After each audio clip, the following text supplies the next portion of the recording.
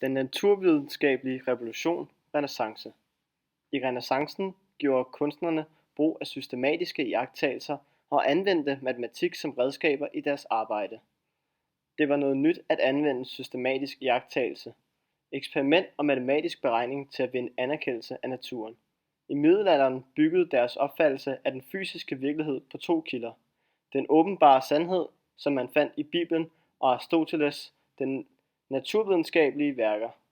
Personer som Aristoteles, Tycho Brahe, Galilei, Kepler og Copernicus var med til at skabe teorier og en idé om, hvordan verdensbilledet er. Mange teorier kom på bordet igennem tiden. Aristoteles kom fra Grækenland. Han var en naturvidenskabelig værker. I hans verdensbillede var universet kugleformet, hvor centrum i det kugleformede univers var jorden, og rundt om jorden var der en række kugleformede himle, som de forskellige himmellegemer var fastgjort til. Princippet i verdensbilledet var, at jo længere man kom bort fra jorden, jo langsommere blev bevægelserne. Og i den guddommelige sfære var der ingen bevægelse eller forandring. I Aristoteles' fysik var alt på jorden sammensat af 4 elementer: jord, vand, luft og ild. Tyngdekraften forklares så med, at hvert enkelt element søgte sin naturlige plads. 1000 år senere repræsenterede den italienske teolog Thomas Aquinas skolastikken, som var sammentænkningen af den åbenbarede sandhed i Bibelen og erfaring og tænkning, altså han blandede den formelle filosofi med den kristne teologi. Copernicus var en polsk astronom.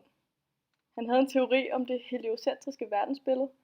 Teorien var allerede foreslået af Aristoteles, men det inspirerede Copernicus til at skabe teorien om det heliocentriske verdensbillede.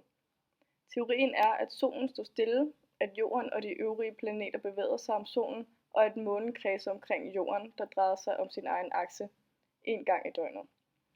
Han skabte et værk kaldet Om himmellegemernes bevægelse. Det udkom, da han døde, men der gik næsten 100 år, før teorien vandt videnskabelig anerkendelse, og det gik endnu længere, før den katolske kirke accepterede det.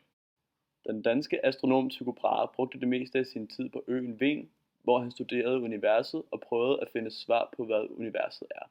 Tycho Brahe brugte Copernicus' heliocentriske verdensbillede som udgangspunkt og endte med at skabe sit eget verdensbillede, som i dag er meget anerkendt af fysikere og stadig bliver anset i dag for at være det mest præcise verdensbillede. Det eneste problem Tycho Brahe havde, var at han aldrig rigtig fandt 100% beviser for sine opdagelser i sin egen levetid. Her kommer hans lærling Johannes Kepler ind i billedet, som hjælper Tycho Brahe med at færdiggøre sine opdagelser, også efter Brahes død. Nogle af de største opdagelser, som Tycho Brahe lavede, var for eksempel, at planeters baner rundt om solen var ellipseformede, ikke cirkler. Han iagttog en komet for at prøve at bevise, at universet og himlen er i bevægelse. Galileo Galilei var en italiensk astronom, som konstruerede en kikkert, så han kunne kigge ud i rummet. En dag, da han sad på taget, opdagede han, at der var nogle ting på nattehimlen, der bevægede sig forkert i forhold til, hvad de burde. Han troede først, at det var andre sole, men han opdagede flere af disse prikker på nattehimlen.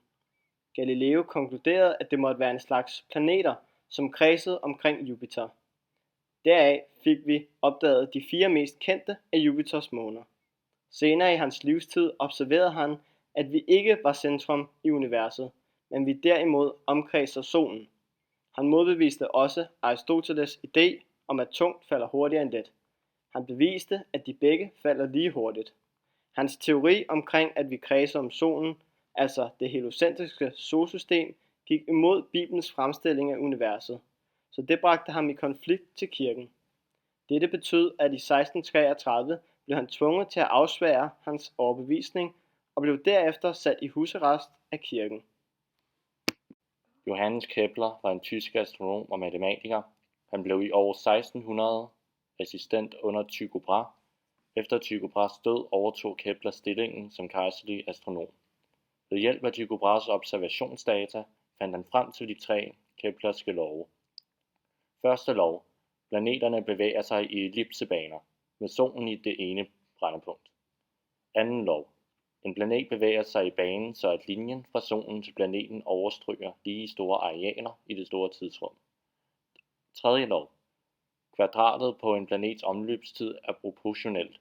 med den middelafstand til solen, det vil sige den halvstore akse i ellipsebanen. Kepler antog så, at planeternes baner om solen ikke var cirkelformet, men ellipseformet. Kirken var meget konservativ i denne tidsperiode og var bange for forandringer, specielt når det kom til universet og noget, der kunne have effekt på Guds opfattelse.